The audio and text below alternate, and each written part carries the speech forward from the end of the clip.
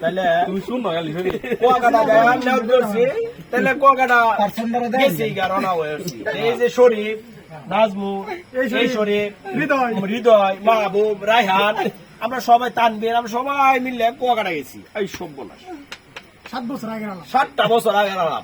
এইসব বাদ চলে না। এইসব টেম্পু আছে না, টেম্পু 7 জন একটা টেম্পু লইয়া বেবি ট্যাক্সি টেম্পু দিয়ে কুয়াকাটা গেছি, যাইতেছি।